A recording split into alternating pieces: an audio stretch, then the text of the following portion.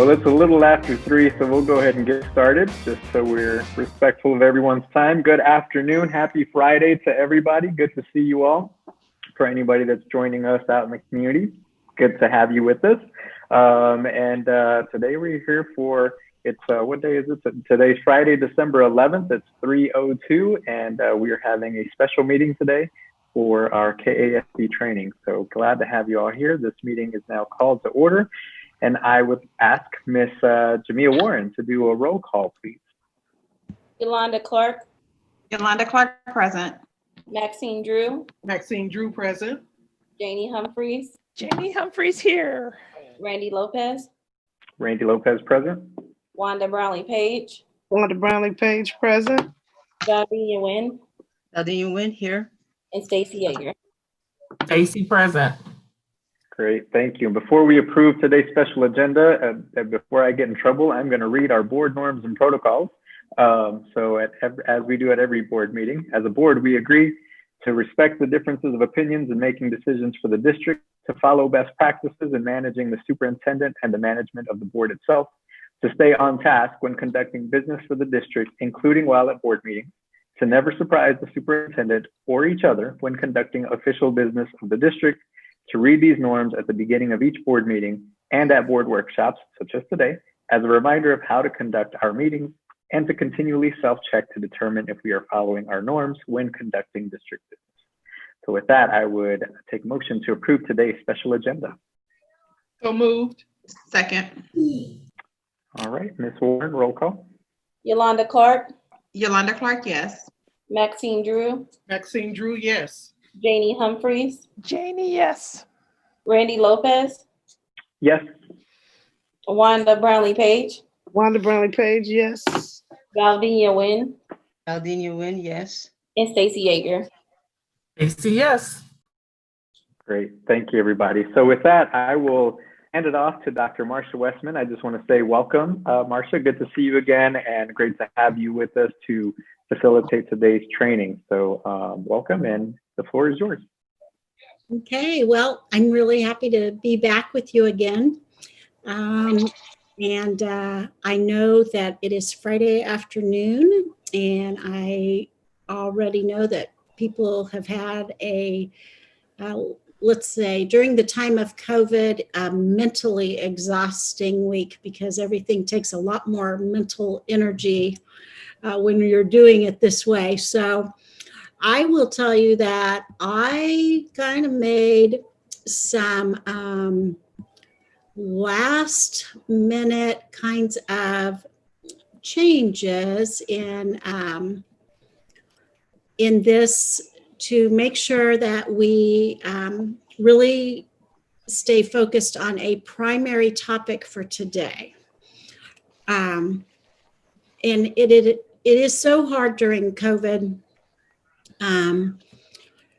to do trainings because we do zap a lot more energy, when you're just focusing online.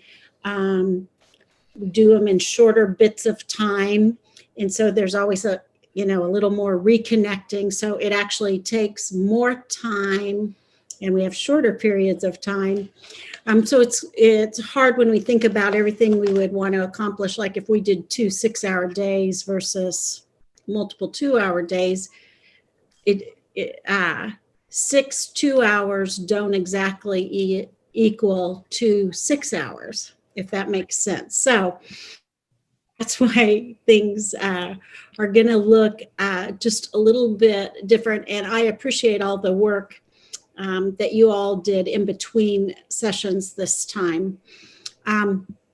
So let me show you kind of what I put, because it looks like a lot here. But by what I highlighted in yellow, this is where I really want us to spend our time today. And we're really briefly touching on the other things so that we can focus not just quantity of time, but your best quality time, where before we exhaust you too much for the weekend. So as we get started, and I do believe connections are very, very important.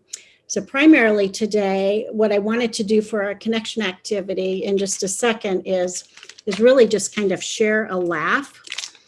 But I also know it's very important for our mental health to look at ways that keep us strong, especially during these times. So I wonder if I could ask each person to just share one thing for which you are grateful today on Friday, December 11th at 3-something in the afternoon. And if you don't mind, I would just go by where you are in the boxes on my screen.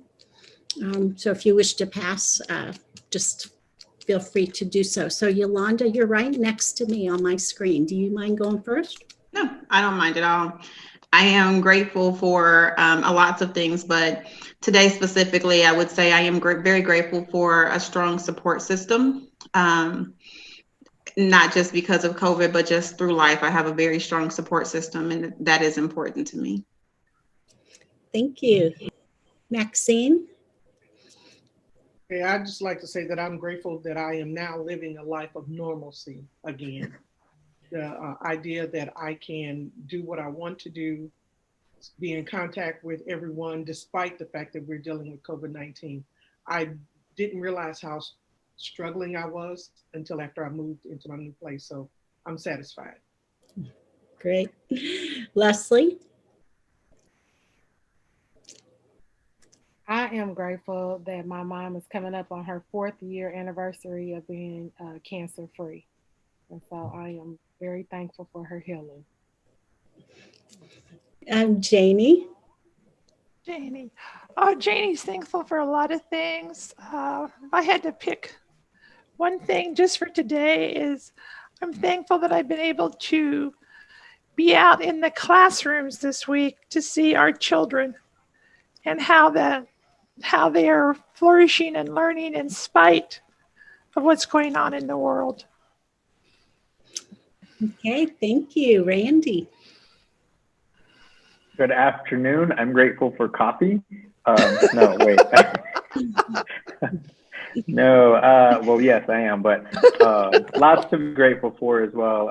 I agree. I'm, in these times, I'm grateful for our social work department, our student services department, our behavioral health therapists, who are really supportive of our students and our staff, our teachers, right? Brittany and that group do a lot of work with our teachers who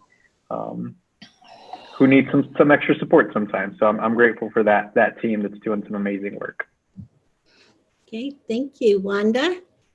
I'm grateful to be alive because Wednesday we lost over 3,000 people. And I think we take too much for granted. This is serious. And I'm not saying you can't have fun or whatever, but I know we lost 2 family members back to back because of COVID. And then to see 3,000 die and we all act as if it's not taking place behooves me. So I'm thankful to be alive and in my right mind. I used to hear my grandmother pray a prayer that thank you, God, for keeping me in my right mind and a portion of health. And I understand that now. So that means a lot to me. And I'm thankful because I didn't have to get up this morning. We used to say here today, gone tomorrow. Well, you can be here today and gone today. So to me, to be amongst the living is something to celebrate. Okay, thank you. Dania? Yes, I'm thankful for my family and my good health. And we all are healthy today. Okay, thank you. Alicia?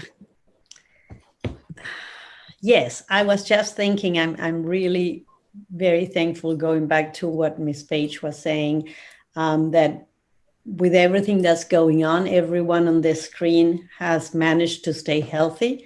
And it doesn't escape me that it's mostly due to the flexibility that the board has allowed us to have, so that we can continue to work, but be able to reduce the number of people in one place at the same time. So I'm very grateful for that.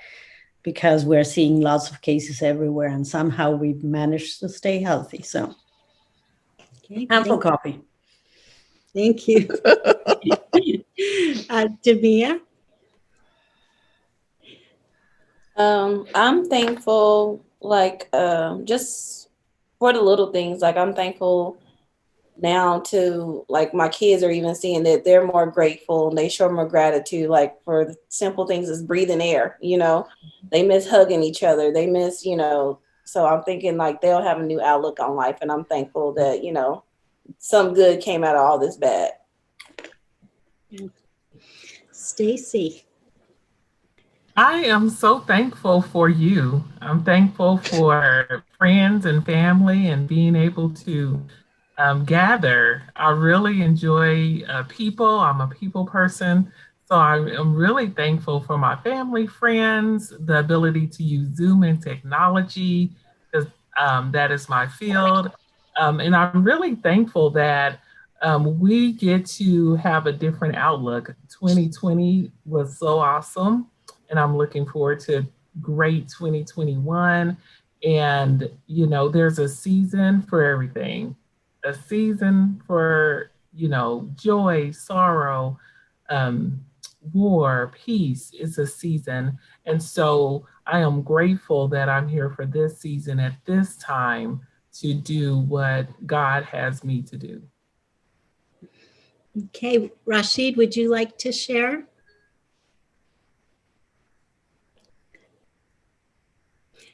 And he may be tied up and busy, but he can pop in. All right. Okay, Dennis, I don't know if I know you.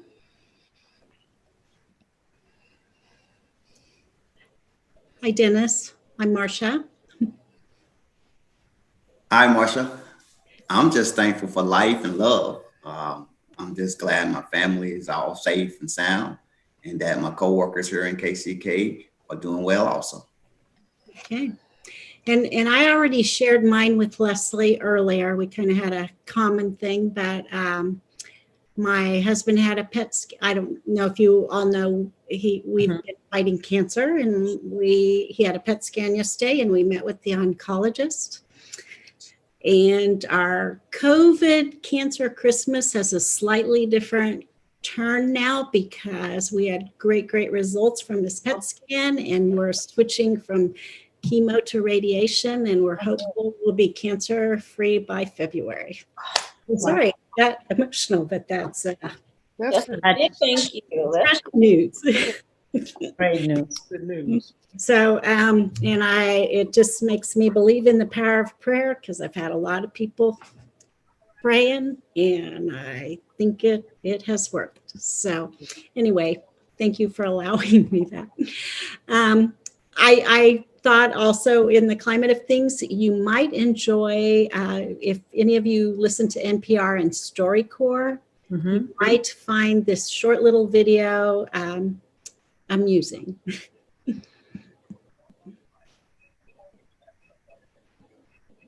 94-year-old Betty Jenkins came to StoryCorps with her niece in Cincinnati and wanted to tell her about a newfangled contraption that she had gotten from her mother 70 years before, an inflatable bra.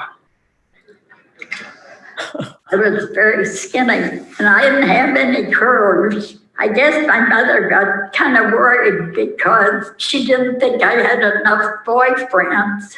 So she bought me a bra that you blow up. I was real excited. So I blew to about 32. I was quite happy with the looks. I got a few wool whistles.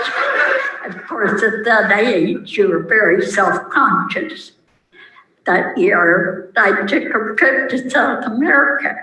I proceeded to fly to Santiago.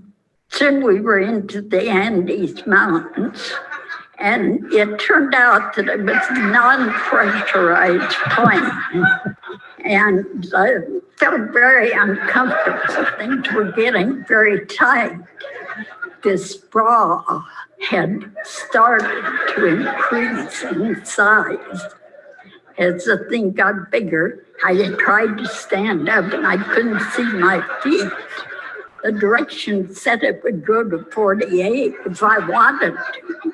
I thought, what will happen if it goes beyond 48?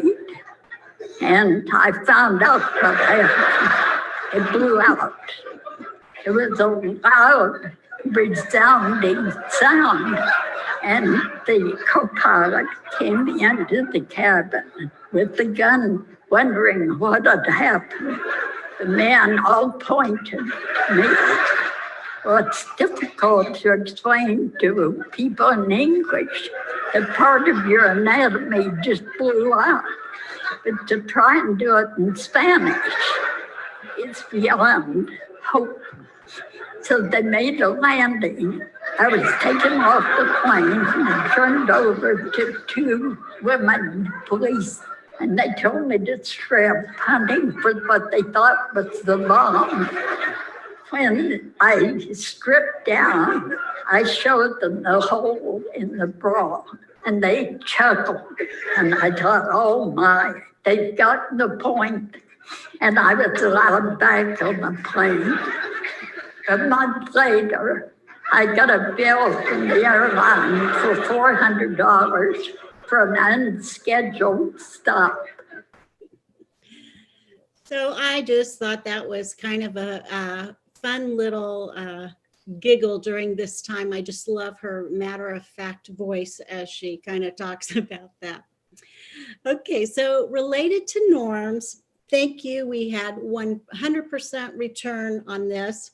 And in the interest of preserving most of our time today for vision and stuff, what I really would like to do is send you the summary and like the recommended norms based on what you said, what you had, have you put that on a future agenda, and hopefully because of the process we've been through, be able to accept those.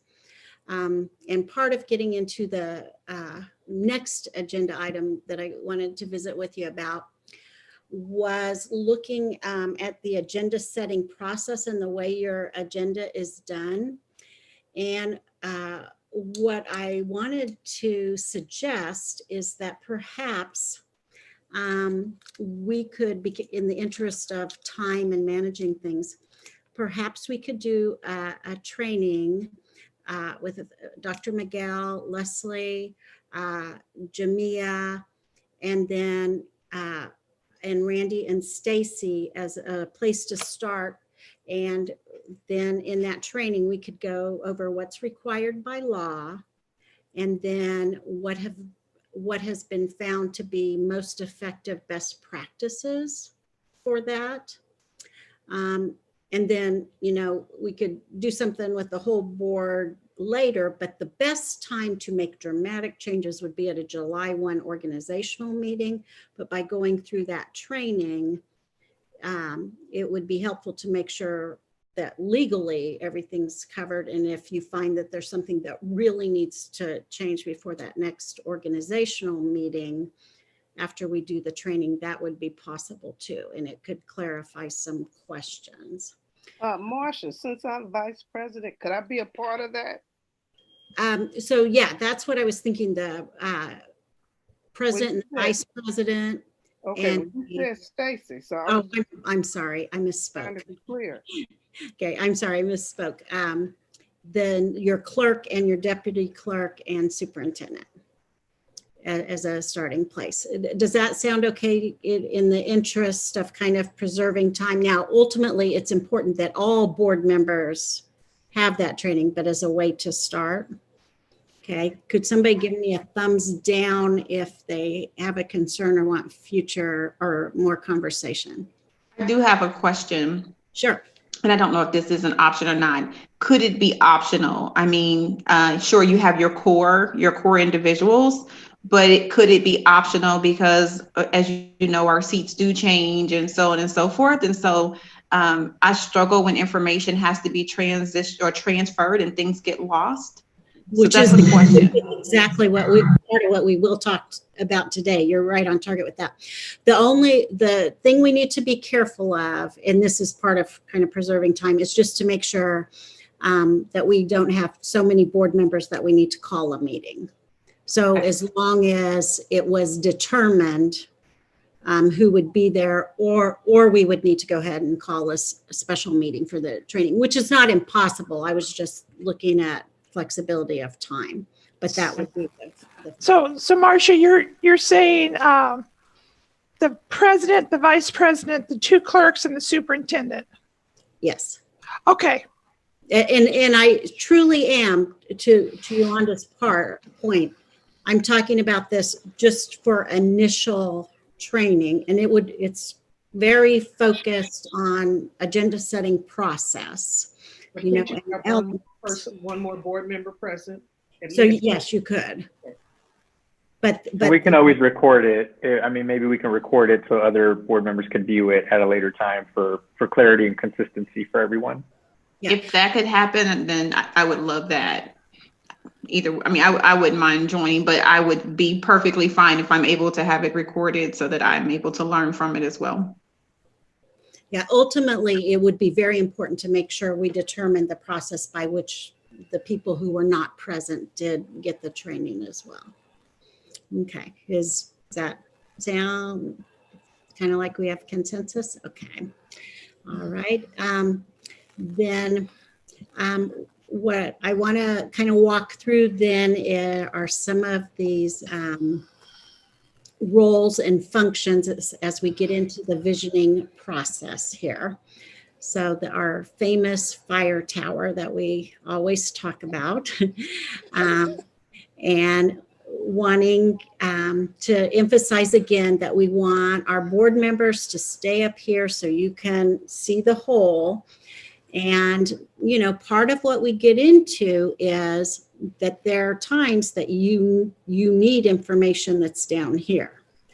And so we talk about process by which you're able to get that information. And so we'll kind of move into some of that. So I'm going to kind of summarize roles. And do, just since it's hard for me to have slides and see you at the same time, please just unmute and say something, because I might not be able to tell if you have a question or want to say something, since I can't see everybody at the same time with the slides. But so ultimately here then, we are talking about the work of the board is, hang on, I just made Yolanda really, really big on my screen, and she's quite beautiful, but she's covering up my words. Hang on, Yolanda. Okay, you just had a trip across the screen here. So the board's work is to govern the district and to answer the questions, what is it that should happen? And that's going to be the visioning process. And why? Why is that your vision for what should happen? And so it's important that, you're all in this unique situation that individually you don't make change, that ultimately it's that voice and you come out with one voice. That doesn't mean there might not be 7 voices or 4, 3, 6, 1, whatever going in, but it comes out with one voice. And so you're identifying what it is with this what is the result you're looking for. So one way of saying it is the board's work is getting to the ends. What is it that you want to have happen? So then when we look at the superintendent's work, jumping down here, so the superintendent's role and the superintendent and her staff is the means to get to the ends that the board has determined. So the superintendent's role is to lead and manage the school district, to be able to answer the question of how to get to the what that the board has decided, kind of the timeline, where it's going to happen, who is going to do it. And so to be able to make recommendations how to achieve the what that the board wants and to make sure that's implemented.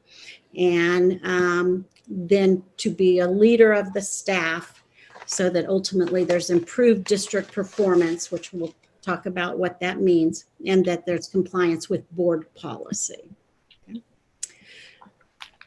So under statute, the superintendent has the charge and the control of the school district, but is subject to the orders, the rules, and the regulations of the Board of Education.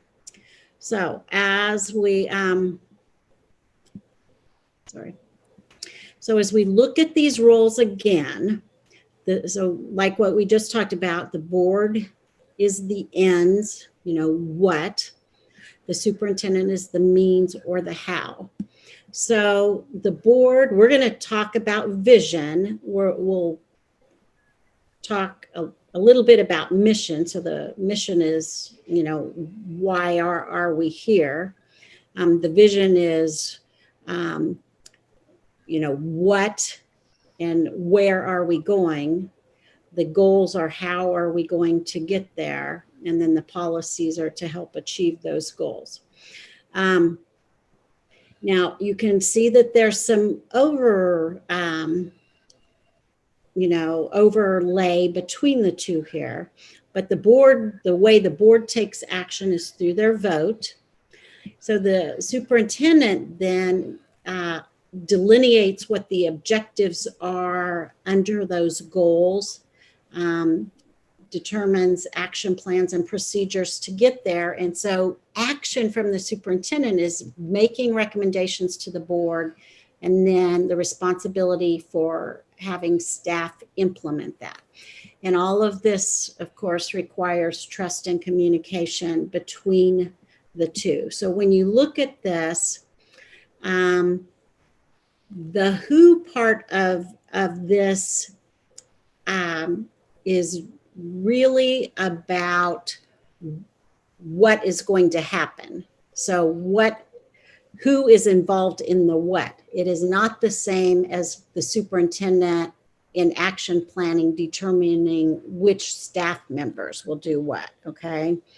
And the how much is, once again, how much in terms of the results. So like if you're setting a goal related to achievement, but realize that as the board is making these decisions, there's information that's come from the superintendent and the staff to influence what's feasible and real in terms of being able to do that.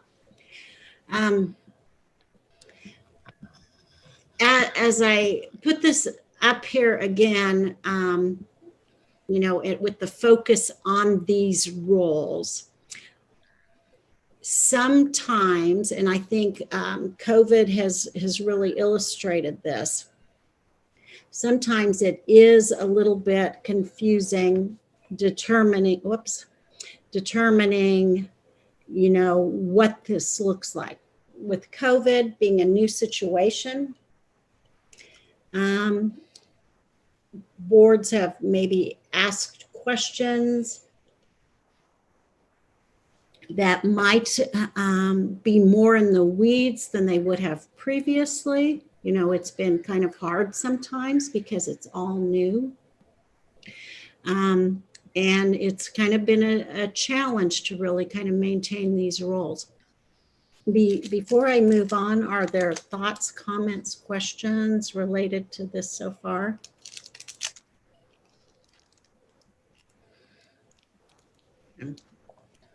So, I have a question, Marcia. Sorry about that. Oh, good.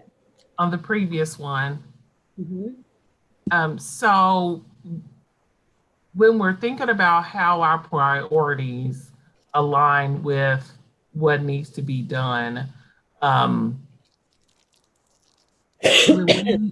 those priorities are part of both the board and the superintendent, because it's an overall arching way we have chosen to set for the superintendent so they will know how to properly do the how or the means. Yeah, and so actually, Stacy, that's a great example of how they are interdependent, because you may not, as a board member, if you don't receive information from the superintendent, you might not know to make something a priority.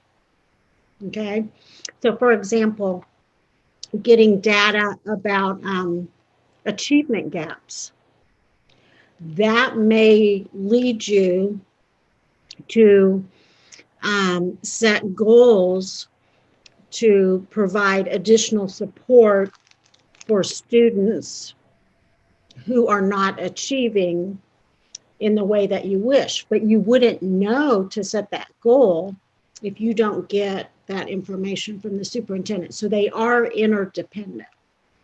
Okay, so that it's a great point that it is not like that, and that's why we always say this is a dotted line here, because there has to be that interaction between for each side to be able to do their part. The consequences of when we struggle with staying in our roles is that we actually can hurt the superintendent's ability to be effective, because it undermines the superintendent's authority, which can lead to some confusion. That also goes into that communication.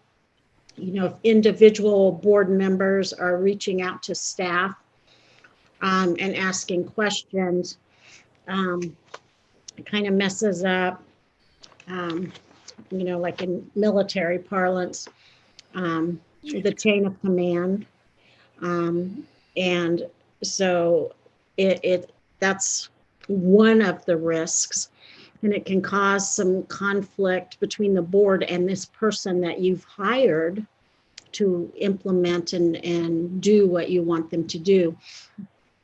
This, where we say costly inefficiencies, I think that's also very important when we think about how we communicate, and if individual board members request information and there's not been a determination by the board as a whole that information should be gathered, because there are costs associated with having staff gather information and data.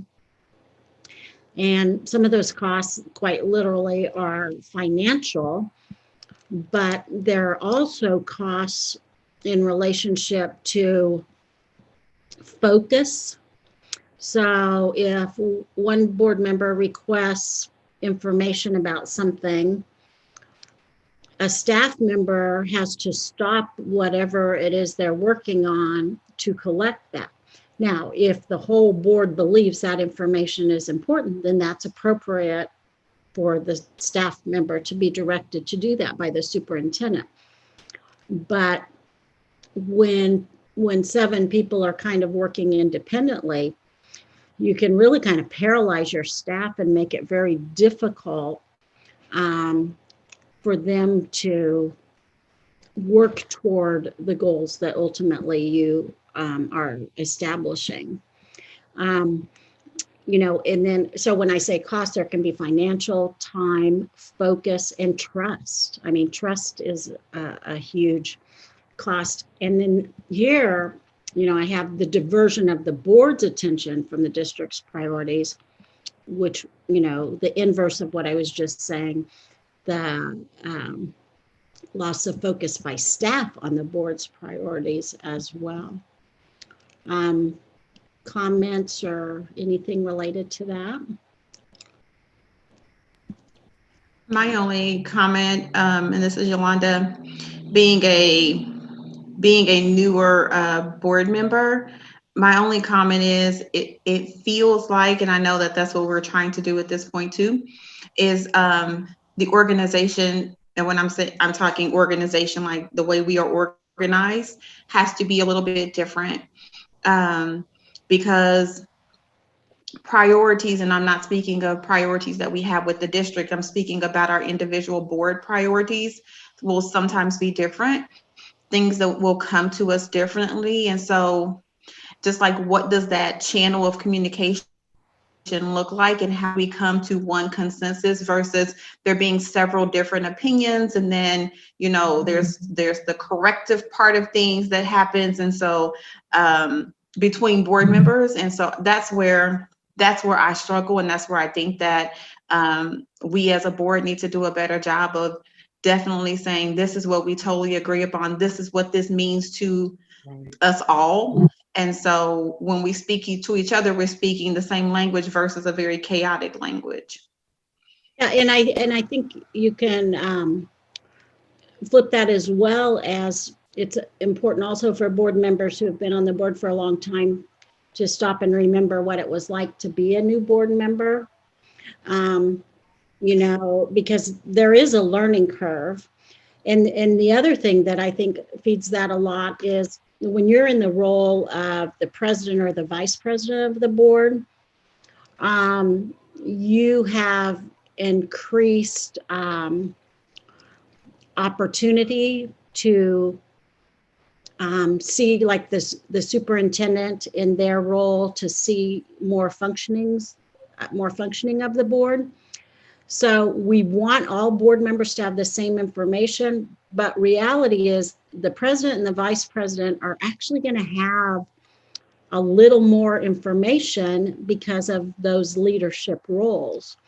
And so helping to support other board members in acquiring that awareness also becomes important. So I do want to clarify one point, because the board members that have been on the board before have been amazing with helping to understand and any questions that need to be answered or asked. I think my point is, though, and I'm not picking on any board member, please know that I'm going to use this as an example, and this is not a finger point towards anyone. I think when you look at words and you look at priorities and you look at certain things that we may have listed, you have 7 different filters.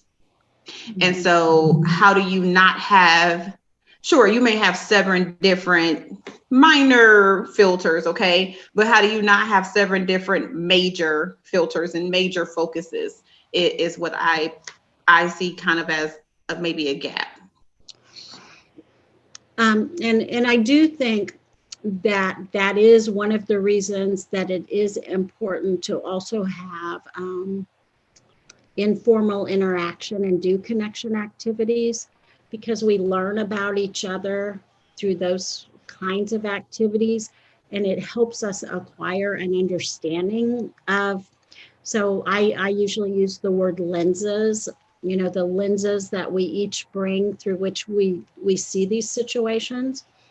And the more we learn about our team members in that way, the better we are at understanding both at receiving communication and delivering communication.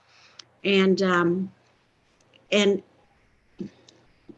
so I guess I go back to, I feel like I'm throwing out lots of platitudes today, but I kind of go back to maybe we each have a responsibility individually to seek to understand first. So kind of understand where our fellow board team members are coming from, as well as that responsibility to provide as much clarity as we can in terms of where we're coming from. But it's a two-way responsibility. But I do think your time on the board influences that, and those leadership roles influence that knowledge. So, as we're looking at that, and this is really what we were just talking about, those core values and beliefs, the lenses that you bring, as each of you individually think back to why did you run for the board in the first place? There are passionate reasons for why you choose to do such hard work without any compensation. You know, Marcia, before you proceed too fast, I wanted to make a comment on the last okay. slide. May I suggest that when we do enter the budget building phase, that there is a different depth of data that the board needs in order to fully understand the budget Mhm. and build the budget. And that has caused some discomfort on the part of board members when, and I'll be very transparent because it doesn't, everybody knows that when I ask for administrative salaries and fringe benefits, we don't know a lot of the detail, and it does take time, very much time. Perhaps the system does not allow the staff to compile it as easy as it maybe could be, but in order for the board to, one, be knowledgeable of the depth of spending, then we have to ask for data that goes deeper than the surface. And so that's an example where I would suggest what you said is could be amended, that in certain specific phases of our authority and responsibility, that that questioning coming from 1, 2, 4, or none even needs to be provided. And that is, and if the staff has never had to do it in the past, then it's it may be perceived differently. So, And I think what I would add to what you said is there also is probably some variation of need from year to year. Like if you're anticipating having to make cuts, you may need to drill down in some different areas and get some information that perhaps you didn't need in a year where maybe there wasn't an urgency in the same way. So a lot of times, depending on, and you are the person that could speak most eloquently to this, but anticipating, what may come from the legislature is going to really kind of inform what kind of data and how deep to drill down in some areas in terms of anticipating those changes. Are there things that, like just staying with that example of budget, are there areas that it seems as if they need to be requested every year, but they're needed every year, and there's not an automatic function for that to happen? I can only answer in the years I've been on the board. In past administration and staff has given the budget one day, and I'm exaggerating, one day before approval, accept it, approve it, to the point of discussing and reinforcing the law that says the board could actually request the budget for each, or no, I think it says the board is responsible for actually the budget of each service center. So, we don't ask for that. That's not the process we use, but it has become more of a process that is, in my opinion, getting closer to actually the board understanding fully each department's budget, and then building from there. So that actually is a component in the agenda setting training. where you look at that year out kind of calendar of when things happen, and so really building into the agenda setting process enough time before budget approval is required in terms of information. And some districts also do like a budget training process, especially for new board members that have not interacted with school finance before.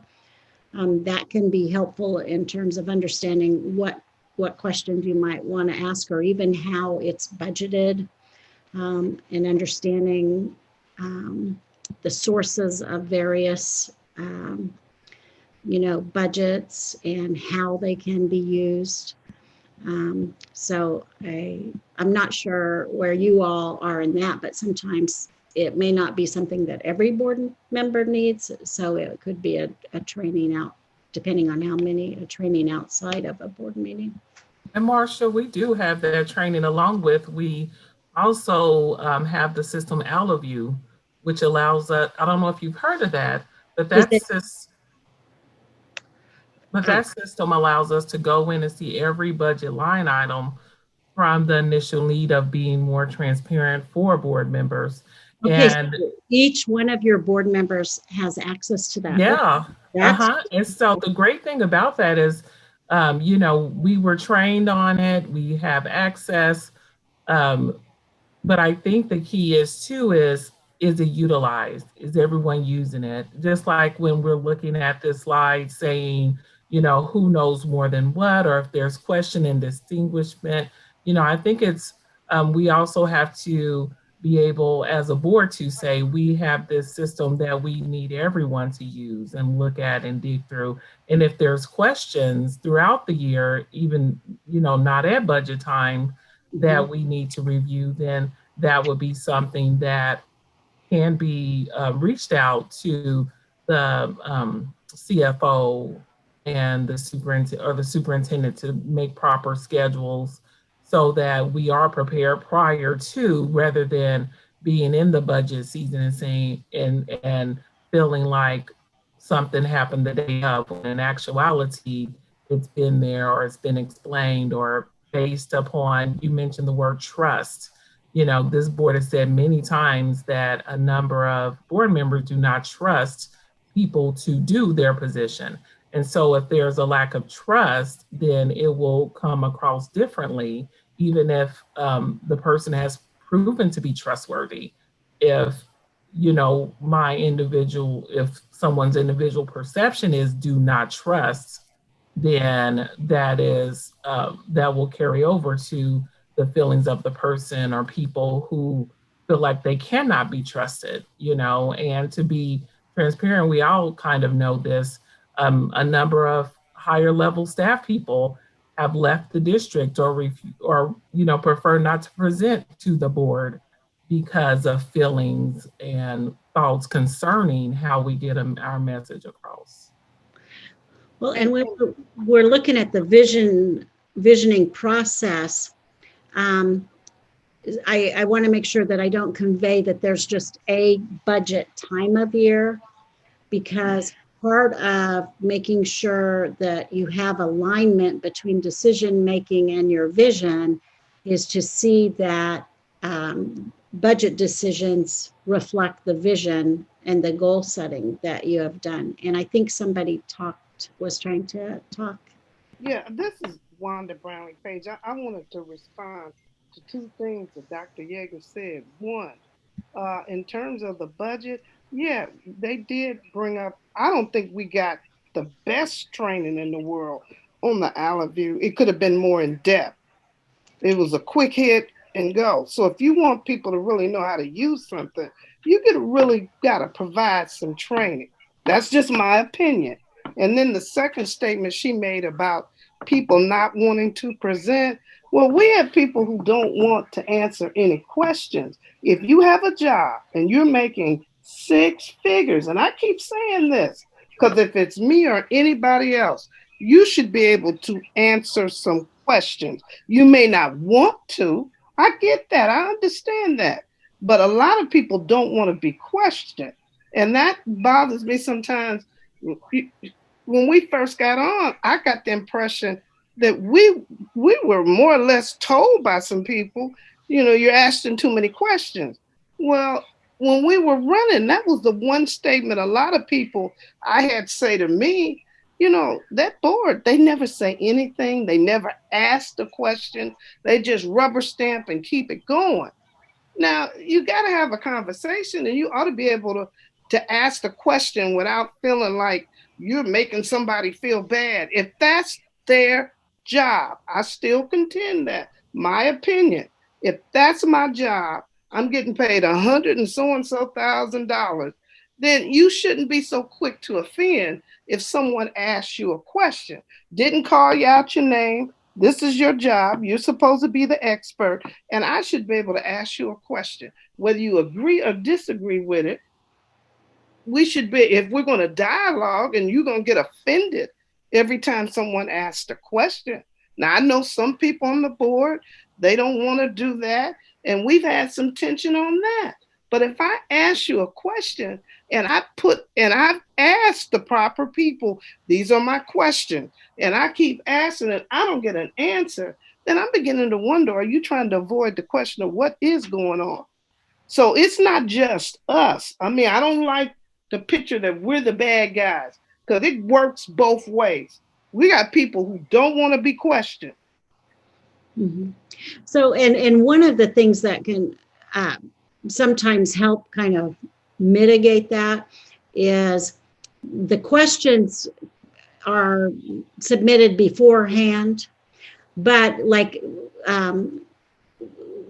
Wanda, you could say during a board meeting, I know I asked you this question earlier. Will you please respond to this publicly, because I would like our public to hear the response to this question that I asked you. So it's a way to make sure that the people that you represent know that the questions have been asked and are able to hear those answers. So there's nothing wrong with highlighting questions to make sure that, the taxpayers, the parents, the community get that information as well. Is that different than what you were? I asked a question, and then one of my board members said I was wrong in the way that I was being intimidating. And, we kind of went back and forth on that. But I should be able to ask you a question. And I didn't curse her. It was direct. But I keep asking the same question. And it's for the public because everybody's listening. Mm-hmm. And I keep saying, while we're even in the meeting, people are texting. She didn't answer that. You asked that last week. That's all I'm saying. Okay. So, yeah, I think if there's information that's not getting shared, I think, we have to drill down and see how do we get that information out there so that. And Marcia, to clarify, this issue of earning more than six figures has come up a number of times. As a person who makes over six figures, if every time my boss told me or asked me questions, say, you make over six figures, blah, blah, blah, that's not, it seems like it's more of thrown in your face that it's something to be shameful of to make six figures, that it's wrong, or that because we pay you this much, and so if in a business environment where I work, my boss, those who employ me, the board would never bring up a salary as a reason or a rationale for treating me a certain way. And I'm saying, sure, no matter what you make, no matter who you are, if you're presenting to the board and questions are being asked that may be caught off guard, just like the very last sentence says, the diversion of the board's attention can be taken from our district priorities. So as we, think about the decisions we make, as we have conversation, we have to keep the district in mind, and I'm a firm believer that, that no matter who is presented in front of us, the way how we talk, the way how we ask questions and question people should be of a respectful nature. And if, if someone is offended or if someone didn't feel good, that goes right to the superintendent. They're not going to come to us. They're not going to come to the board and say, hey, this made me feel a certain way. We've lost a number of leaders this year in our board way, in our board. And we've asked, kind of like, well, is there an exit interview or can we get feedback? But I think it's important to know that we as a board are not going to get direct feedback, good or bad, sometimes from those who we lead because of our position. And that falls on the shoulders of the superintendent to kind of take the hit. If people are feeling this way, we may not hear that direct feedback from those people. And Marcia, I want to respond to that because some of the people she's talked to about leaving, I've talked to, and that's not the reason they gave. So there again, we have a difference of opinion about why they left or why they came. Or we could say the superintendent could say, well, if they ask you this or that, because somebody asked me that, if a person and you've been asking the same question, you don't get an answer, then that goes back to leadership to say, you know what, this is getting ridiculous. These are the questions, we need to answer them. Is there something wrong? What do we need to do to help you come up with the answer? Did you not understand the question? It falls on them. It works both ways. So one of the things, so if there's a question that's repeatedly not being answered, the board could take action, take a vote, and make it an action item that this is information that the board is requesting, and then so when we talk about the board's role, a directive, that becomes a directive, that then on the superintendent side, they have a responsibility to do. So once again, it becomes a function of one voice. So maybe not everybody wants to ask that question, but if the vote's at least 4-3, then it can become a directive. The other thing is you're kind of talking about like exit interviews.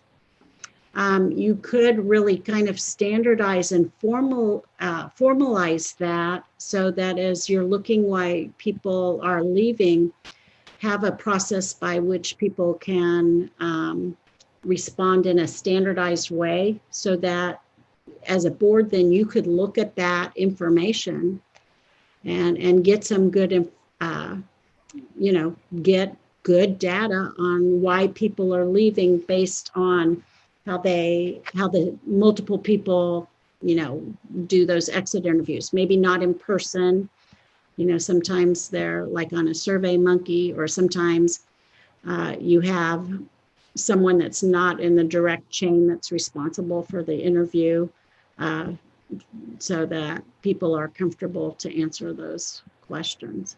But you know what, Marcia, from what I've seen, when you say exit interviews, people don't always put down why they're really leaving.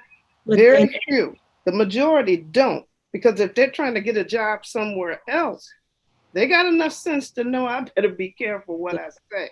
All that sounds good, but that doesn't always come off like that. And it depends on the role, but on the role the person has. But if there's a way for the information to be collected anonymously, but if, if we're talking about the superintendent, there's one superintendent. So obviously that's not going to be anonymous. So absolutely there are limitations, but other kind, if everybody does a standardized one and you collect that information, there can be a way to make sure that people are more likely to share. There's no way you can force it, obviously. I mean, some people are not, you know, gonna answer those responsibly, but it's like just enhancing the chances that you'll get good data.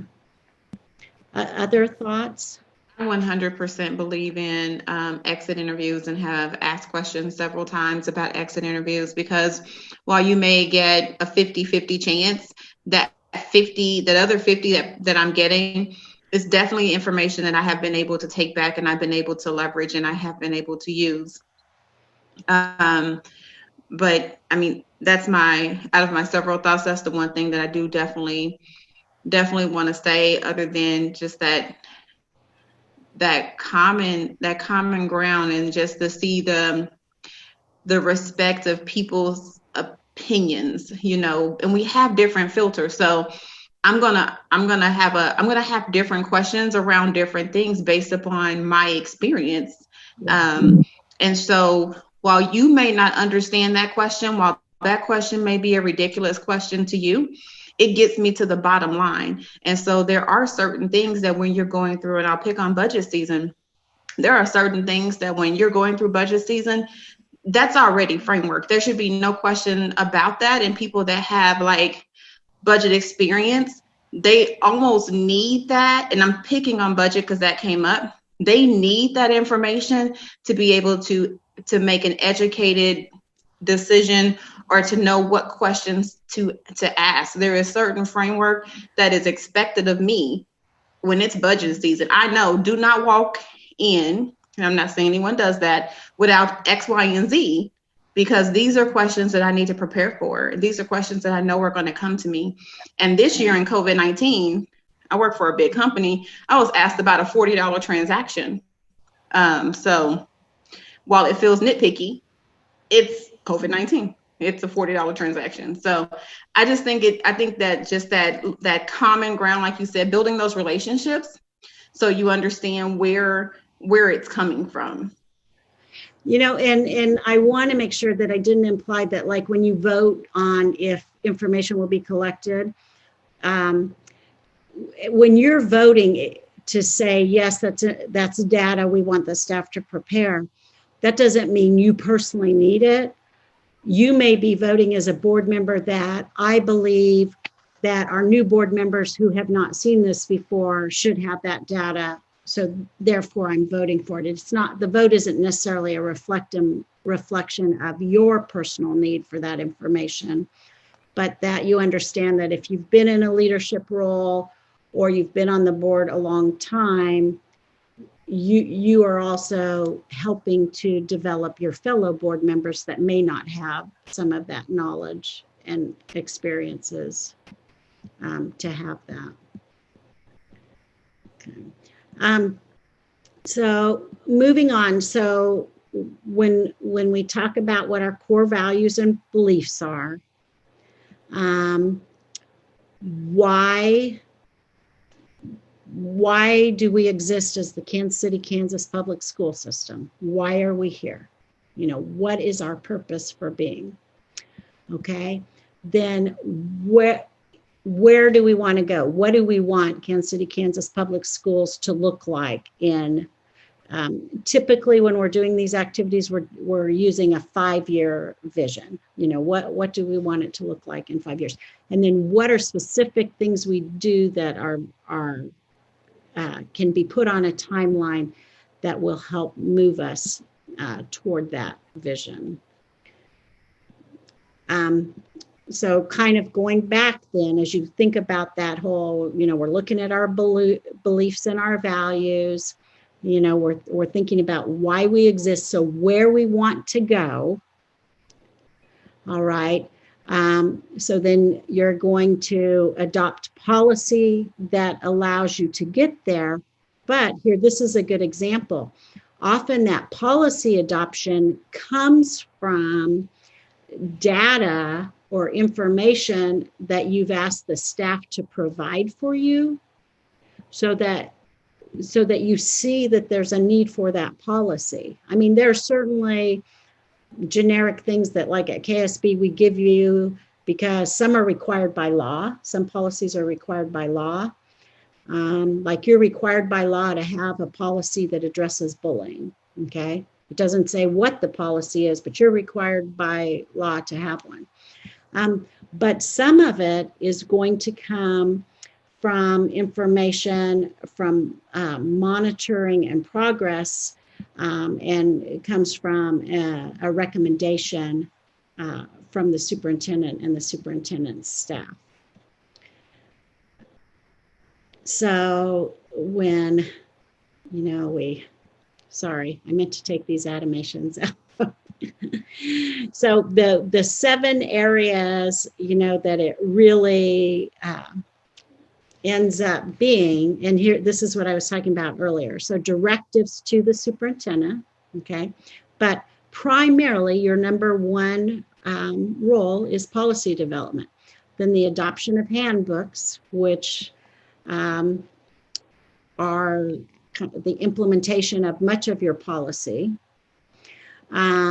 Evaluating the superintendent. So that was the other thing, in addition to agenda setting, that I thought could be offered up as like a separate training, because although it ties into everything we're doing now, there are definitely, you know, practices. I mean, there's the legal requirement, that's one piece, but there's a lot more than just the legal requirement.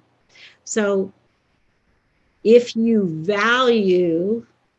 one of your values is that you want to help your superintendent to grow and develop and help create improvements in the district, you're going to use the evaluation policy process, differently than if you are just following the legal requirements related to evaluating the superintendent.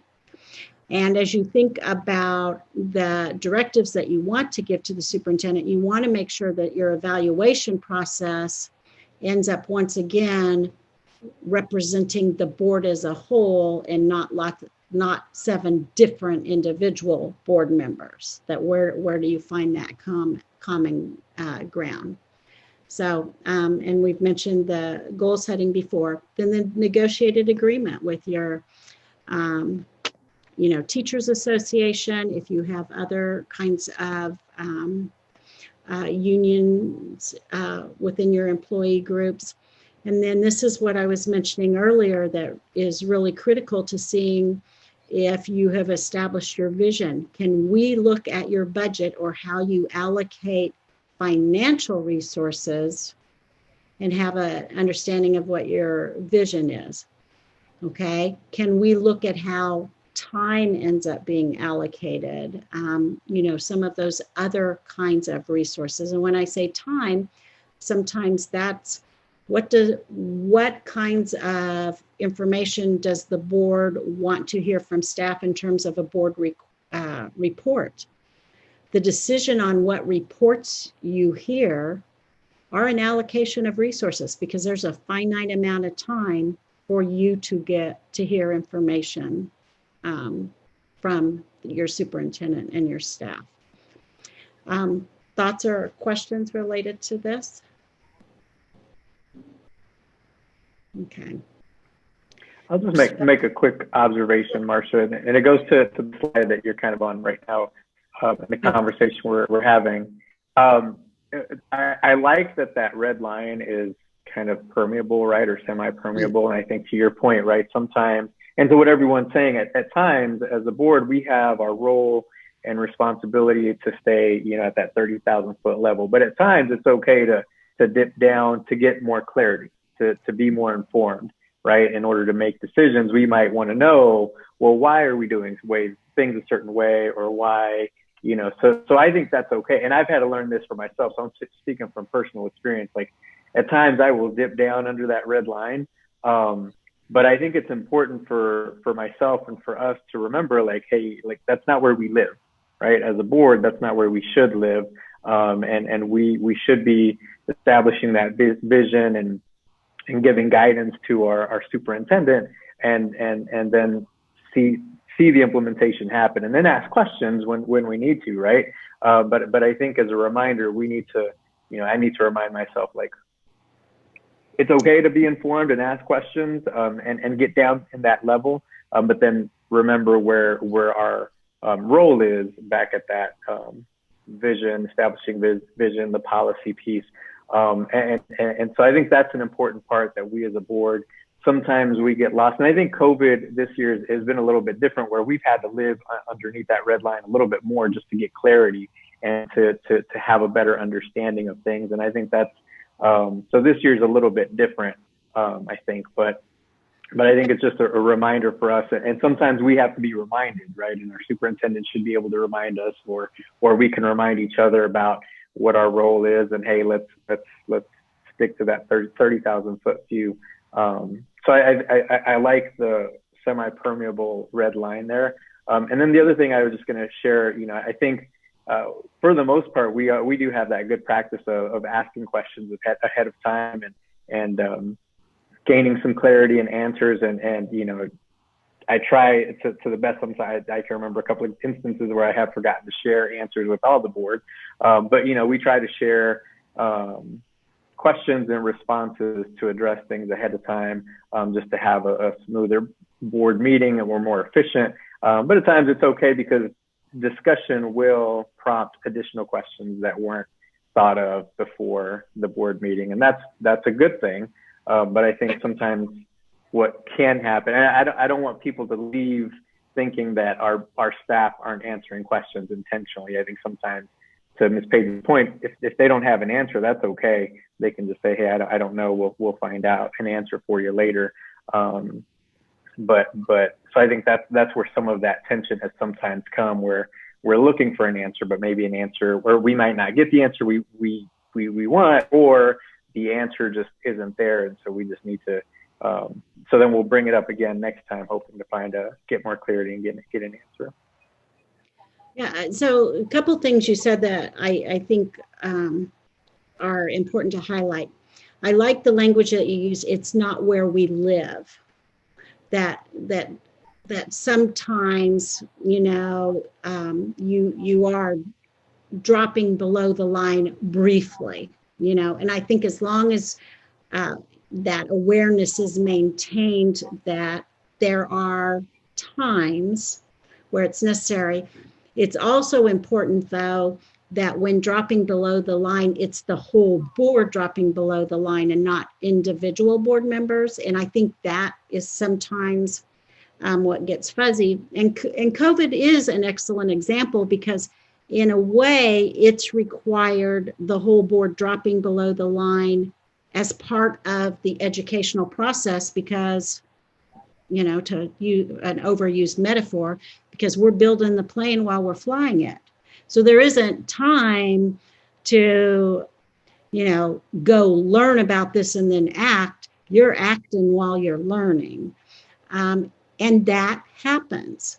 And once again, no one wants to live in this environment always and forever. And if we're, let's say we're going to forever after be dealing with pandemics, which may be true, then we need to look at how to adjust our systems and our learning so that we don't find ourselves living down, below the line for long periods of time.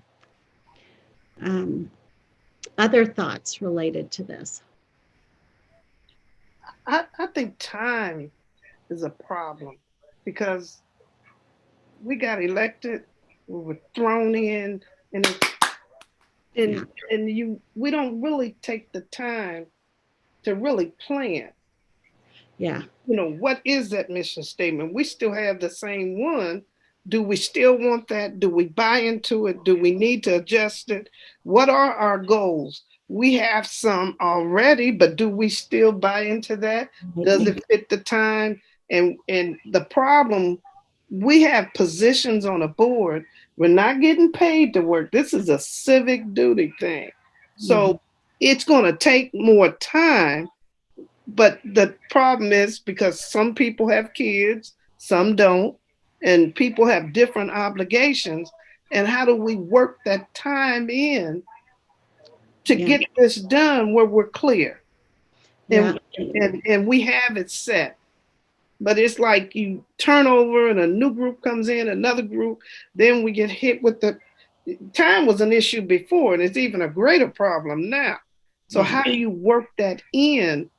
So one of the recommendations that I would make for you all to consider is that as you do your annual calendar for board meetings, that you build in like a regular board meeting in which action is taken, followed by a board meeting that's an information board meeting. So call it a work session, but when you post it, you know, it's no action will be taken at this meeting.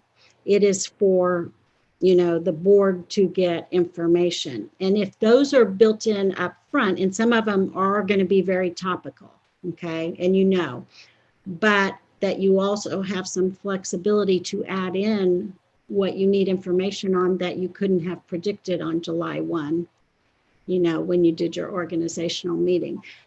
And I think, you know, Ms. Page has really hit the nail on the head, that the biggest barrier ultimately to effectiveness is being able to find that common time in which you can all be together on this learning journey. And it is that is the hardest part, but that is one recommendation that some districts find is helpful.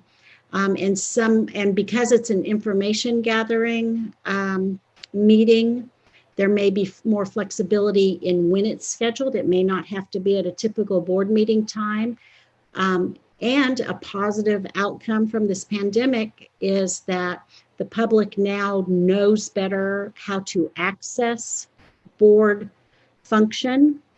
And if you schedule that at a time that meets the needs of you as board members, that does not mean you're excluding your public from that information, because now they have the ability or know how to access that and watch it after the fact. So you might have your regular board meeting scheduled at a traditional time, but you could have your informational board meetings where no action is taken at a time that helps. So that might help get at that issue a little bit. Any other comments or thoughts related to that? None. I mean, this is Yolanda. I really like that because I do agree that definitely time can be an issue. However, I think we're all committed to the success of the district. And so I recently was talking to a friend, and she was on a 7:30 a.m. board meeting.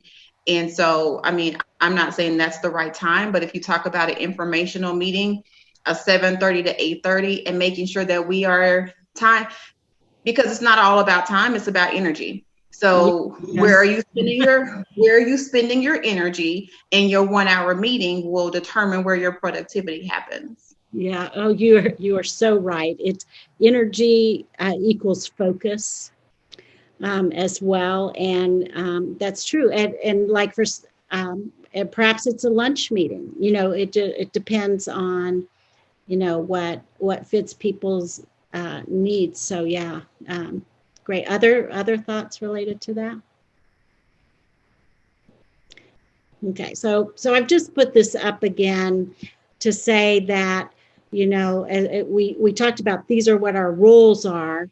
You know, these are the processes to get there, but this is the part where, you know, we're all together in agreeing that this is why we're here and what we want to accomplish. And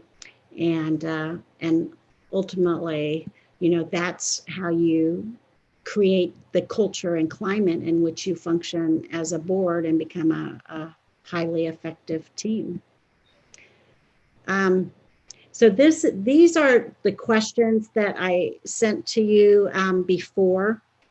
And so I'm hoping this wasn't something I asked you to send back. It was something that I just wanted you to think about, you know, as we begin, as we begin this visioning process. So I'm going to stop sharing my screen here for a little bit. And so I'd like to just start, as you're ready, coming up with things that you think the board does really well. And then I'm hopeful that you'll have so many that we'll need to go through a narrowing process to narrow it down to the 3 things that you think that you as a board do best. So would anyone like to suggest something that you think you do really well as a board?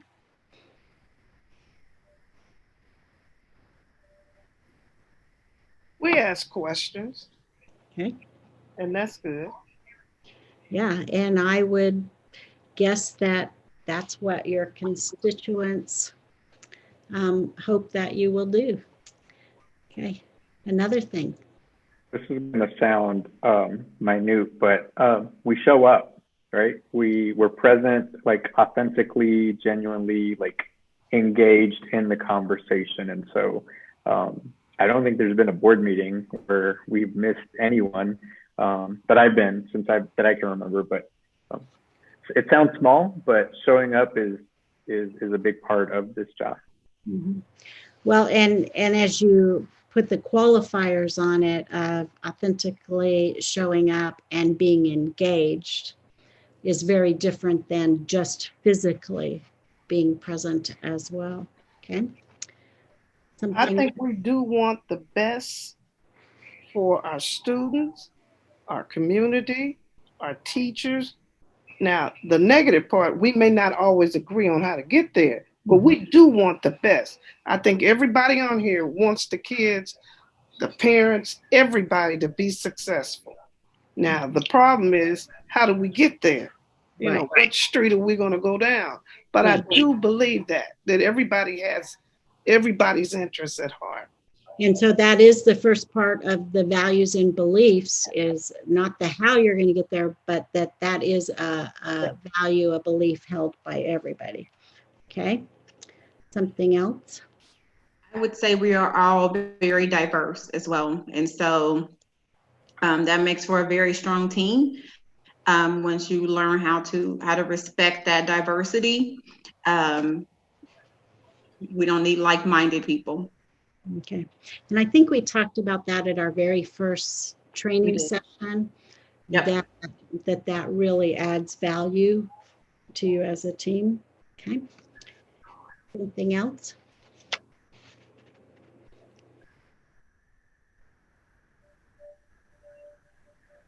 I think we're all what, Ms. Drew, were you going to say something? Do what we can to support the staff. Okay. Which this is a time where supporting staff has never been more important. Yeah. Okay. I think we're unafraid to share our thoughts, right? Yeah. You know, everyone is gonna speak their mind. I like that, Randy. You know, and sometimes when I'm doing trainings, I talk about it's our strengths. But this is going to come out wrong now that I'm saying it at this point. But ultimately, it is our strengths that ultimately lead to our weaknesses.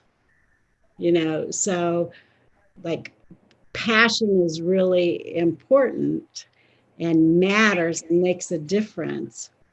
But sometimes our passion can become paralyzing if we don't have some of these other things that you've put in there. So, okay. Which actually, I was just thinking, so Dr. Nguyen, at a former training, you did mention something about our responsibility as individual board members to share our opinions and not keep them to to ourselves. So that also feeds into that. Okay, anything else that you would like to highlight that you do really well?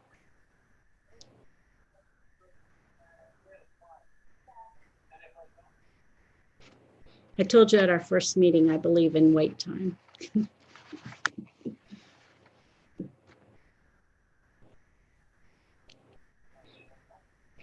Okay. Was that somebody about to speak? Okay, hang on just a second here. Let me make you all small again. Okay, so I'm going to move to the next one.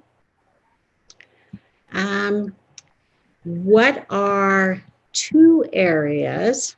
So I'm not scaling these back, but what are 2 areas that you thought of that you think you do really well as a board? Okay, I'm a little confused. You asked for 3 positive things. Yes, and you're saying you want 2 positive things, or no, that just seems like a thin line. Yeah, so these are, oh, hang on, I've messed this up. I'm going to escape this for a second. Sorry. So the first one was, what are 3 things that you do really well? This is, what are things that you should do better? Maybe that would be a better way to phrase it. What are things that seems like you were asking the same thing? And I don't mean any harm. I'm old, so help me out. Yeah, no, what are some things that you think as a board you should improve on and do better? I don't mind going first, as you can tell. I'll go first. What we should do is have that time and build in that time where I like the idea that you talked about, where we're focusing on subjects, or we are just organized in a way that everyone understands the organization that is taking place. And then there's a reference point, and I think Ms. Page talked about that. You go back and you visit and you make sure that your core values or your objectives are still aligned, so that you can reference those and we all speak that same common language, versus just coming in under the fire and knocking things out. And I mean, you can't always be at your best if that's the way you're handling things, and your staff can't be at their, you expect your staff to be at their best, but we're working under the fire too, and sometimes a little scattered. Yeah. Okay. Thank you. Something else?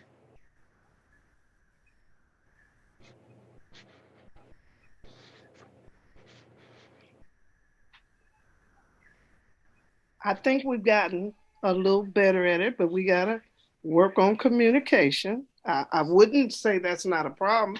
We do, because we don't agree. And sometimes the way I see it, you don't see it that way. And I have an issue sometimes. Your way is the only way. It's more than one way to skin a cat. Okay. I'm going to go in another direction. The question again is what do I think we could do better or should do better? Either will fit in this category. Well, I'm going to say in a 2020 quote, Black Lives Matter world, I think the board should recognize that there is a challenge of equity in our district, and that is hiring at all levels instead of, I'll just say hiring in our professional, well, everybody's professional, but what do we call them? Certified population. Yeah. Okay. A challenge of equity. I think we're afraid of equity. Okay. And how to get there in policy. Okay. Okay.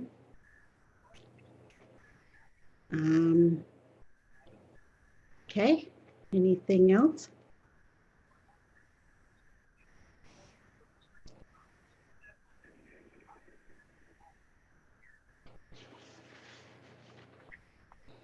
Okay. So if I come back to this now.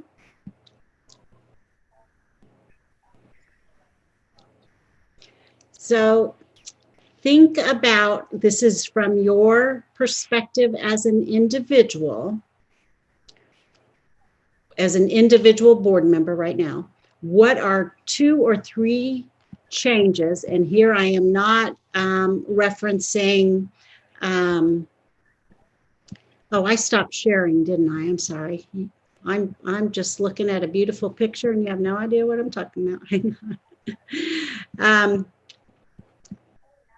What's in that coffee cup? No, I'm just okay, so when you think about just the next couple of years, okay, so I referenced before that, you know, when we're doing vision, we're usually thinking 5 years, but right now I want you to shorten that. In the next couple of years, what is something that you think should change in your district? Now, these may sound like things that we just talked about when you thought about improvement, or they may not, okay? It could be something that when we talked about improvement, you were identifying something that should change. Okay. Well, this is Valdine again, and I'm going to stay on the same theme, because the last time I proposed a very courageous policy change on equity in hiring, there was some serious pushback from not only staff, but board members. So I will say in the next 2 or 3 years, if it's this board or a different board, we need to be courageous and make sure our policies are equitable. Not diverse, not multicultural, but equity. Mm-hmm.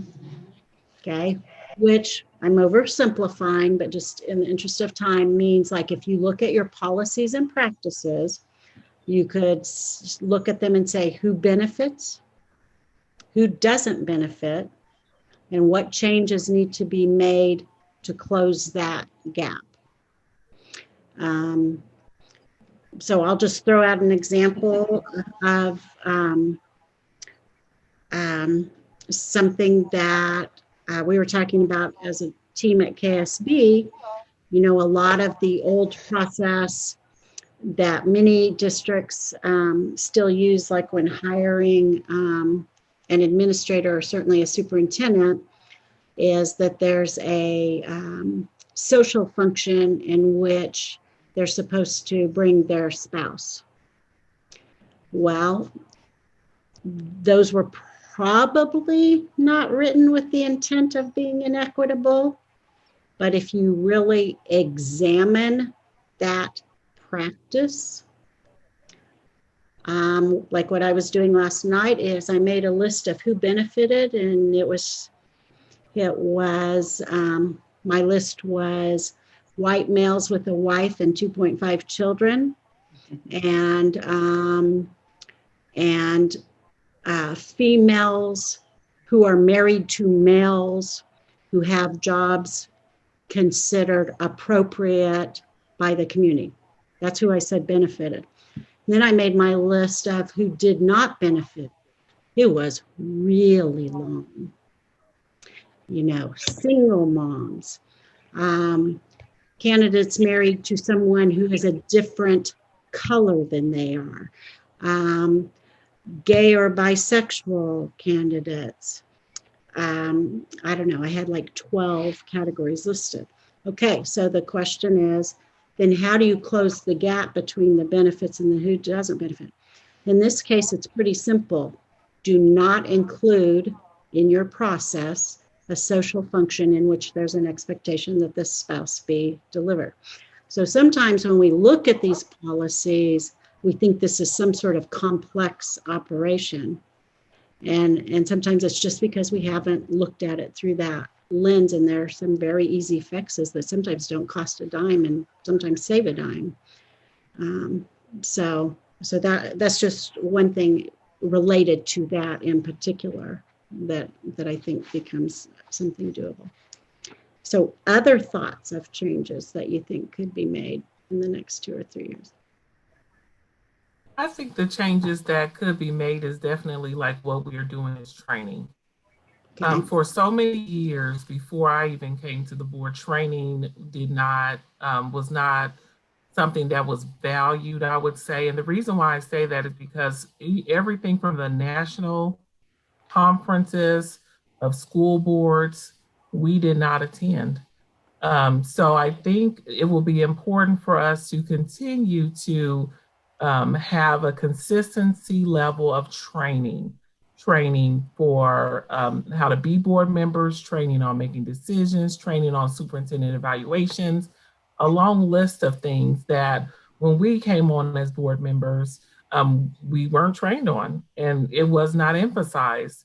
And because I am so heavily involved with training and believe in training, that is why I was so passionate to help other board members to make sure that it stays and bring it back. Because the failure to train and know how to do things properly leaves gaps. And we so can. 2 key words, Stacy, to make sure I'm capturing this correctly, is that so emphasis on the training and consistency. Right. Okay. Right. I think that's very important. Also, I think it's very valuable for there to be continual yearly team building activities.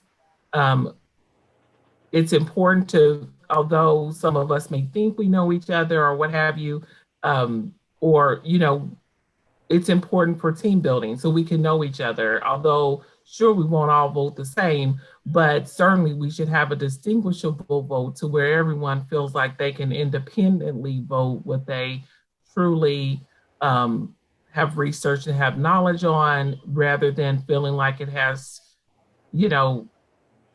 there cannot be any unity. Another thing I think we need to truly work with is being able to work with the superintendent and cabinet.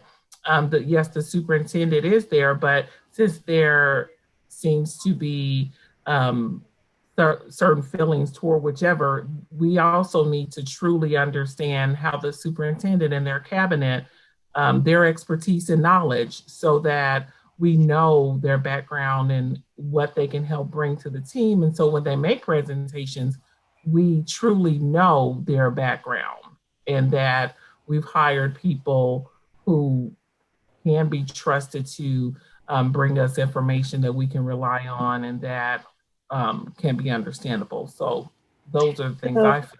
Are you thinking the team building with the board and the superintendent and cabinet? Yes. Okay, I wanted to make sure I linked those properly. Okay, thank you. I'm going to do an add-on. When one of our members was here, and it goes to what Dr. Yeager said, and it's just maybe adding in a courtesy piece at our end of our board meeting. There was a piece that said basically to our cabinet, what do you need from us as a board? Or maybe saying to Dr. Miguel, hey, before our board meeting, can you find out what it is that you need?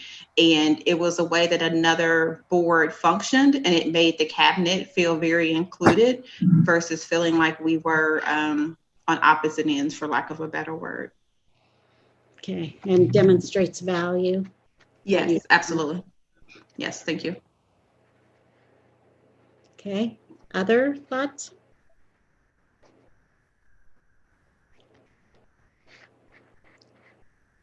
I like what Dr. Nguyen said about equity, because equity should be reflected in our policy, in our budget, and that says a lot about us. If you look at our policy, you look at our budget and where we're spending our money, that says whether it's equitable or not. Okay. So before I ask the question about challenges, I want to back up and ask, since we've kind of talked through this, I'm thinking some of what you value and believe has bubbled up by thinking about what you do well and what you think you should improve on. And I think Wanda just gave us an excellent segue. So so tell me if I'm not accurately reflecting this, but what I think I heard her just say is we value equity, and it's a value that we have. Is that a true statement?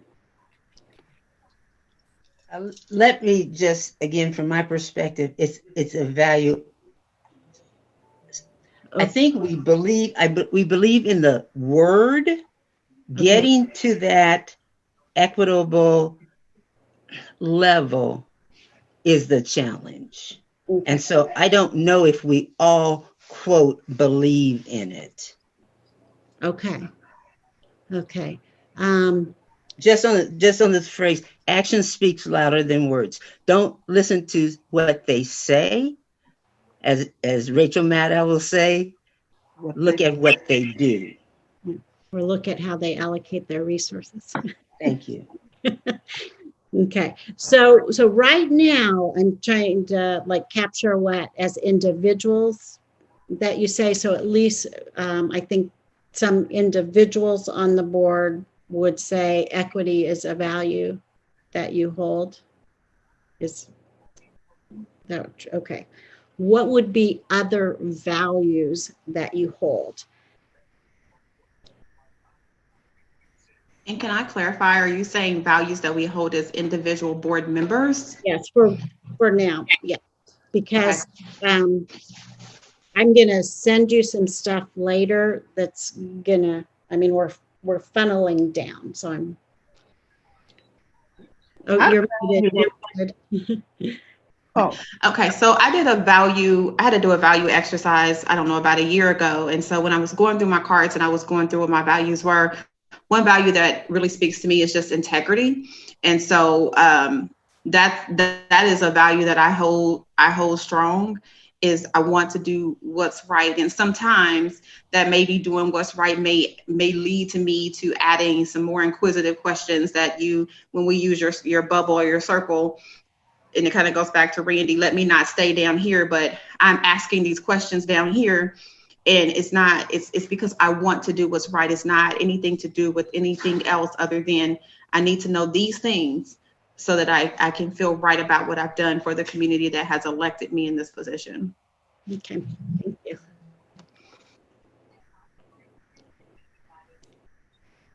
Yeah, I love that word integrity, and I agree with Yolanda. I think that's a value that I hold personally, right? And I think honesty and trust are two others that are super valuable for me. And as I think about our team, for me, that's something that I want us to have and continue to strive towards. And so, yeah, those are two others I would add. Okay, thank you. I value in education. I think these kids deserve the best education we can provide.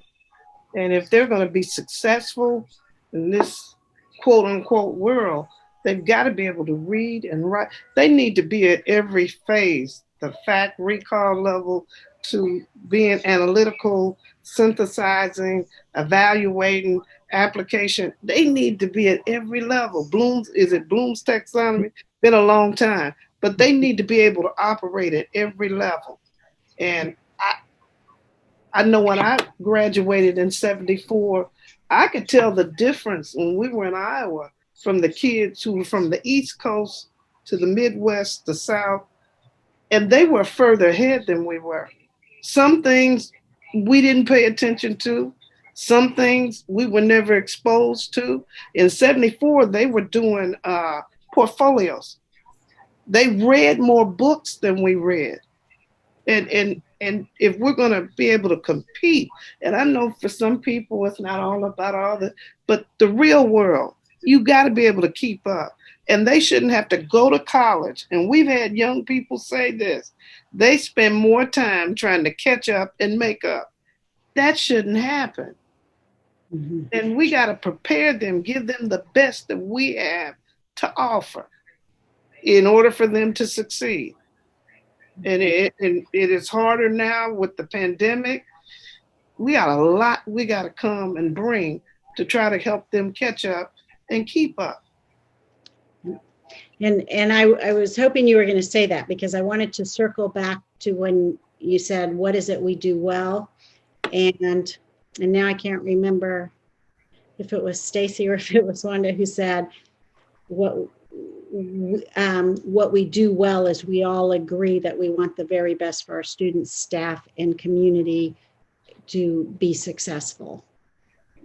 And so, as we tie that back into your beliefs.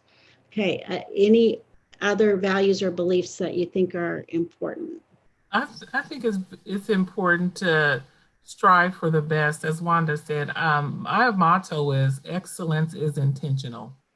You don't just fall into it, just like we all are passionate about our kids not being behind.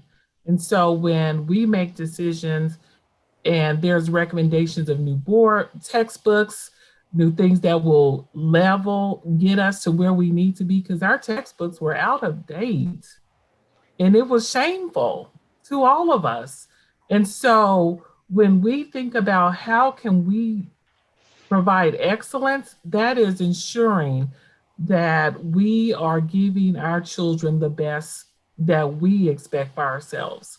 I know for me, when I think of the word excellence, is being able to achieve at a high level intentionally when you put in the work. We know that, as others have said, that this world is not equal. There are disadvantages, and knowing that our children, some of our children, many of our children, me, had to work 2 or 3 times as hard as colleagues to be where we are. And being from Wyandotte, we know how not everybody's from Wyandotte, sorry. But those of us who've been here long enough can say that we are the dot. And one thing is pride. Another thing is pride. We are proud to be from Wyandotte County. We're proud to be in this community.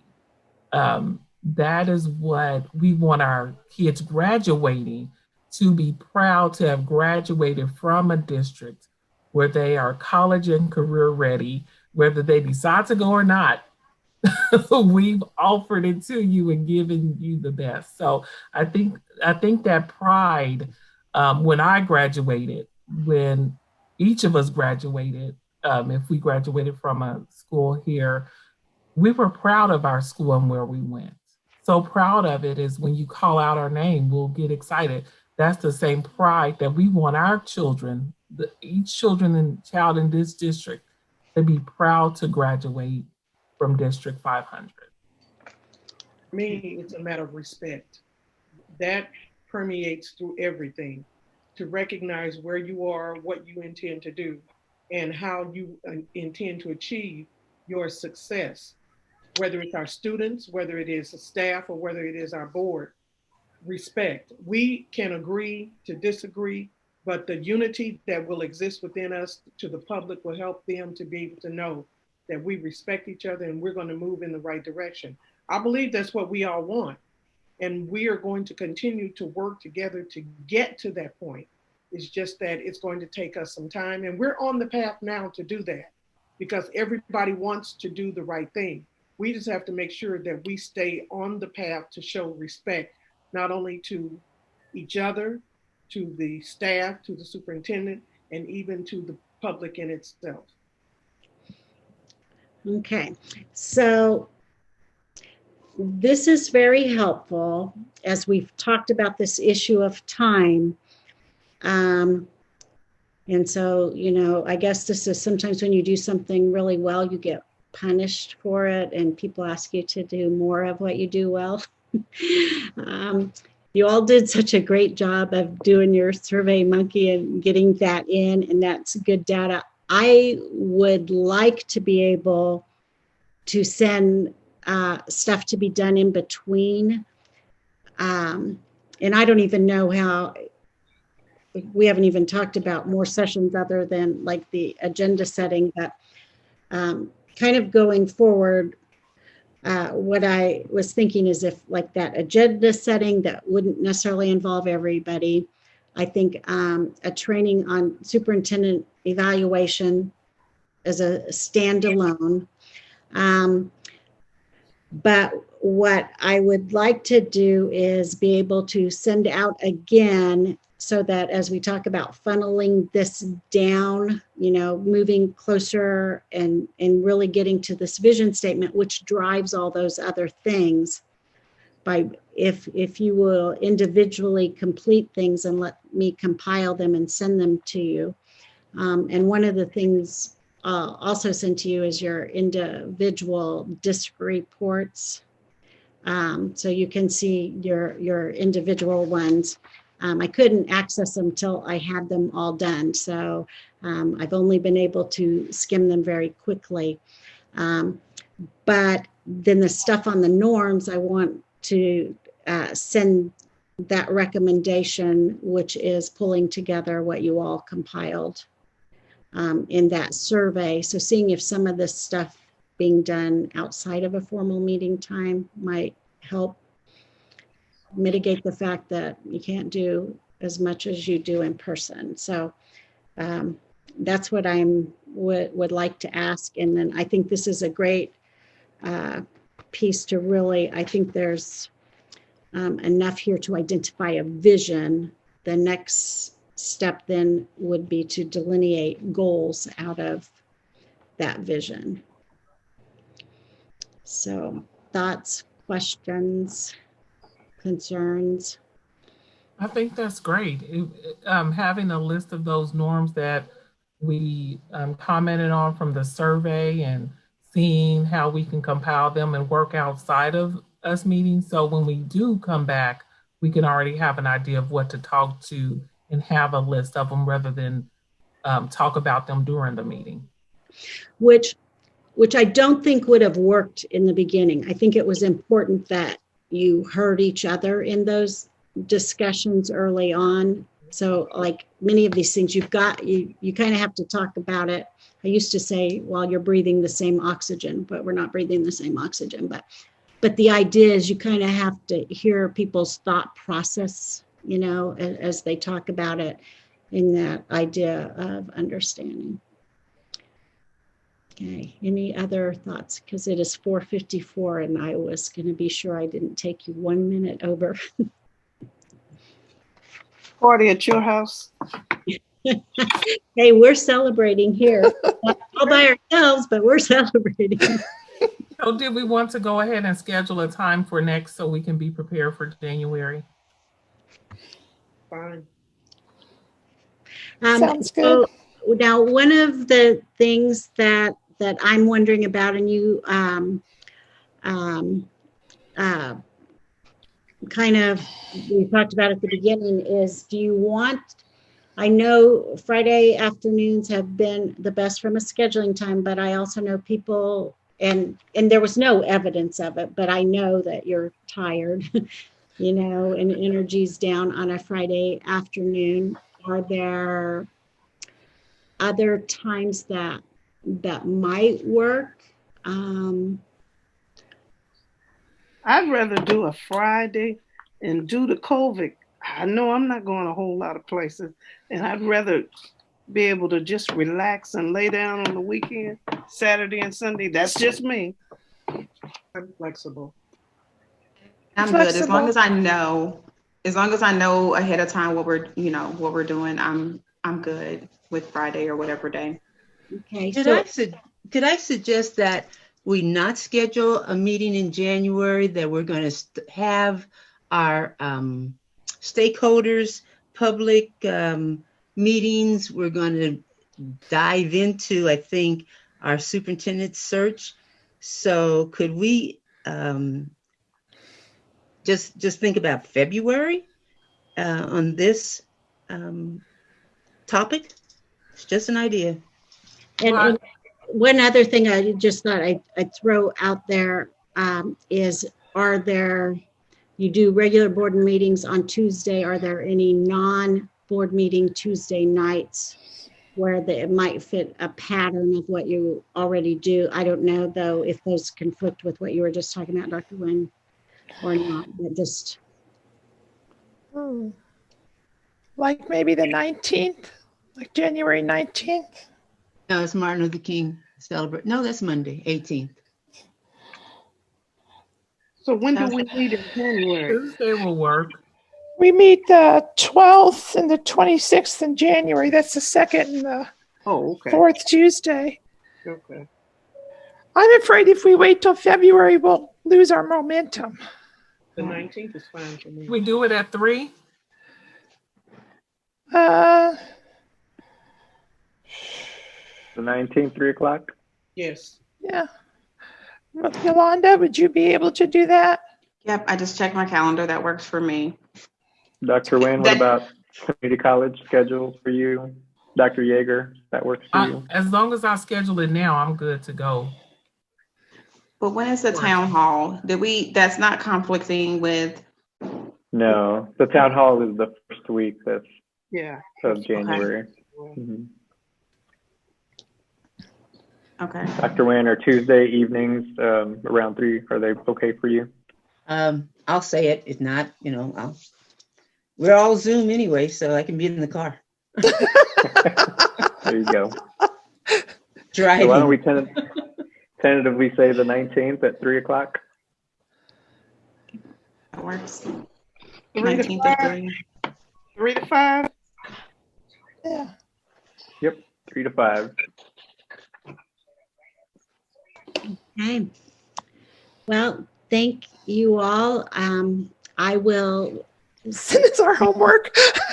I will send it to Leslie and she can spread the joy.